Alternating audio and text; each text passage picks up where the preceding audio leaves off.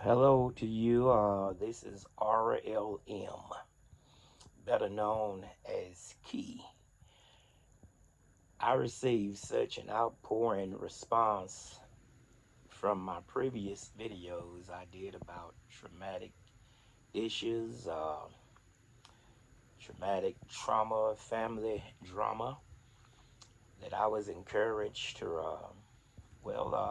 this morning to talk about something new. Let's go deeper. I want to talk about 12 uh, trauma issues, 12 traumatic issues that people deal with and have that they perhaps don't even pay attention to. Number one, my pain is greater than your pain. Have you ever talked to somebody and no matter what you say, they want to one up you? If you say, I hurt my toe, they'll say, well, I hurt my foot. I broke my foot. I broke my leg. If you say, I hurt my finger, man, my whole arm hurt. My shoulder disconnected. I broke my back. If you say, man, my car act like it won't start. Uh, my car caught on fire. No matter what you said, they would not allow you to talk about your pain or your hurt. They're going to interrupt you. Instead of them listening to you, they are in a hurry to tell you what happened to them, and they want to make their situation greater than yours. If you say, man, my son is sick, they are going to say, well, I had a son to die. My daughter died. If you say, I went to the hospital this morning, I've been to the hospital 12 times this year. They always want their pain to be greater than yours. Number two, laughing about the pain. Some people are so caught in their subconscious that they'll share with you something traumatic that happened to them, and they laugh about it like it's not nothing. And you say to them, wait, what did you say? Are you all right? You survived that? And they have found a way to numb the pain by laughing at it. Uh, Her boyfriend shot at her last weekend, and she'll tell you, girl, he shot at me. And everybody looking at her as if to say, do you think that's funny? The fact that somebody shot up your house and you laughing about that? Do y'all know some people like that? They have been in serious situations and something has happened to them that have left you mind boggled, your jaw dropped, and yet they laugh about it like it's nothing. And this is a psychological way of them to suppress it or to laugh it off. Number three, emotional delay. Emotional delay. I deal with this quite a bit working with the people that I work with. Somebody says something to you during the day and you really don't think about it. And later on, it hits you, it triggers you. Hours have gone by and you say, wait a minute, what does she mean by that? Uh, what he said, was he trying to make fun of me? Was he trying to insult me? A trigger delay is uh, when you are talking to somebody and they go off on you, and you standing there looking as if to say, what did I say to make her mad? Well, she's not mad at you. She's reacting of something that happened this morning or yesterday, probably 2 weeks ago. You're in a relationship now with a new man, but you going off on him because you're thinking about what happened in your last relationship. This is called emotional delay. Number 4, rushing nowhere. Have you ever met people always in a hurry? When you talk to them, I'm just coming back. I'm on my way here. I'm on my way there. I got to go take care of her. I got to go take care of him. I need to run to the hospital. I need to go to the nurse. I need to go there and see about them. And you rushing, running, and you're looking after everybody else. But what about yourself? You so busy running, taking care of their house over there. When your husband needs you, your wife needs you, your children need you at home. You so busy taking care of everybody else's house. What are you doing about your own house? And you just running yourself to death, taking all this medicine, taking all these pills, about to have a nervous breakdown. And can I give you some common sense? You will have a stroke, or be laying up in the hospital, or laying up in a funeral home, and guess what? Life gonna continue to go on. If I'm talking good talk, give me a thumbs up. Give me a thumbs up. Write a comment if I'm talking good talk. Here's another one. Refrigerator buzz depression. Refrigerator buzz depression. You have lived in the house and you are used to the buzzing of the refrigerator. It's nothing to you because you're used to it. And somebody come to your house and say, hey, what's that noise? And you say, what noise? You don't hear that noise of your refrigerator? Well, because you have lived with it so long, you don't even pay it any attention. And what I mean by that is the issue you have, the fault that you have, your glitch, uh, the attitude you have, your smile mouth, the way you talk to people, the way you deal with people, the way you smart off at people, the way you're defensive and argumentative and assertive, the way you're confrontational. And you have been this way so long that you have not paid it any attention. I would suggest that you would get a recorder and record yourself for a day. Just walk around and record the way you talk to people. Record the way you interact with people. And you want to know why people don't want to be around you, and you want to know why people avoid you.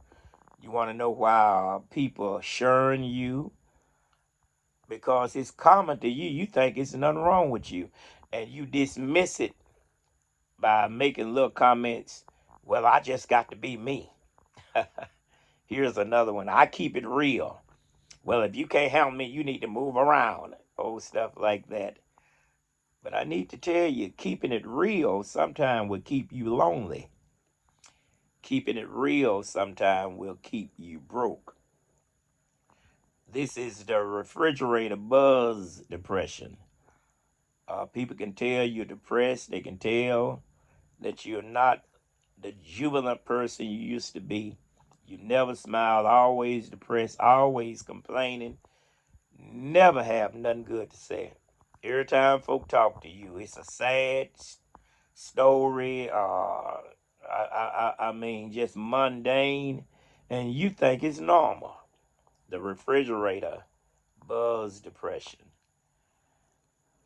Number 5. Well, number 6. Being tired is a trigger. Number 6 is being tired is a trigger. Some people just tired all the time. You have entered into a state of depression where you don't even want to get up out your bed now. You find solitude by just getting in bed. There's a song, I don't know who sung that song. So I just want to get in my bed and cover up my head and ball up in a knot and just cry. And there are people like that. They have dismissed themselves from the world. They have stepped out of life. And all they want to do is just lay in bed. And because of their mental condition, it has a lot to do with the affecting of their physical body. And this is why they're in pain, they're hurting in their back and their neck, and they are aching all the time, and they're having muscle spasms, and you're clinically depressed. And being tired is a trigger for you. You use that to try to escape life. Number 7, the chameleon, but don't mix. You are a chameleon, meaning you can blend in with anybody. Oh, you got that down pat. Put you around white collar, you can blend in. Put you around blue collar, you can blend in. Uh, uh, Put you around people with a Ph.D., you can blend in. Put them around people who have a GED. You can blend in with everybody else. You're a master at doing that, but yet you don't mix. You know how to hide your pain. And people look at you and say, oh, she got it going on. Oh, he got it going on. Ooh, he just so this, he so that. And they have no idea what you're struggling with behind closed doors. You are a chameleon that can blend in with anybody, but people have no idea what you're going through. Number 8, on the spot disassociation. On the spot disassociation. That means you can be in a room filled with people and you feel like you're all by yourself. Am I talking to anybody? People see you and you're in a room, and if they get close, you have a faraway look in your eyes. It's as if you have left the building. You're in a room surrounded by people, but your mind is somewhere else. You're not really there no more. And this is called on the spot disassociation. Then number 9, the crying vow. The crying vow. Have you ever met somebody that just cry all the time? The crying vow is one of two. What you have gone through, have you at a point where you have not cried or you can't? Number 1. Or number 2, you just cry all the time. I know some people right now, every time you talk to them, they can't talk without crying. You can barely say hello to them, and they just start talking, and within a minute or 2 minutes, here they come. Here come the waterfall. Just cry all the time. And it's a psychological issue that they have. And when you are dealing with somebody like that, they are really crying out. It is their inner child crying out for help, and they can't see it. I know some people. I have people in my family. I have some associates, and you cannot talk to them without them crying, and and you should not judge them or think that they are putting on. It's really a cry for help. Number 10, the glass frog. In biology, I remember dissecting frogs in school, and there is a frog called the glass frog that you can see the inside of that frog, its organs. You can see right through it. And there are some people who are literally petrified of being in the public because they are so insecure that they feel like people can see right through them. They got so much pain of their past, and they have made so many mistakes, and they feel like everybody's talking about me. They talk about me on Facebook, on the internet. Everybody know my business, and I want to help you right here. Everybody have made a mistake. I don't. That's how you learn, by making a mistake. And whatever you're going through, it will pass. So hold your head up, because the ones who are trying to judge you and talking about you, they got some skeletons in their closets. But there are some people so shy they withdraw from life, and they are kind of like Adam when he made the mistake. He would visit God. God visited him every day, But once he ate of the forbidden fruit, he hid. And God asked him, said, Adam, where are you? And you remember what Adam said. He said, I hid because I was naked. Guilt is a heavy weight. And you'd be surprised of the people who deal with guilt and insecurity. They feel like the glass frog. Got two more. Number 11, sideways grief and rage. Have you ever been talking to somebody and out of nowhere, they go from 1 to 0, and you said, where did that come from? I just asked you how you were doing, or I asked you to pass me the salt. I asked you what you were doing today, and out of nowhere, um, they go into a lengthy argument, and you said, well, why are you upset? Did I do something to you? And the first thing, the number one answer is when you ask them, are you okay? What's wrong with you? The first thing said, nothing. Nothing wrong with me. I'm fine. I'm okay. When somebody tell you they okay, I guarantee you they are not okay. And this is suppressed rage, anger that they have been holding for a long time. They never got an opportunity to talk it out or to express themselves. On a hot water heater, you have what you call the valve, and that valve is to relieve pressure.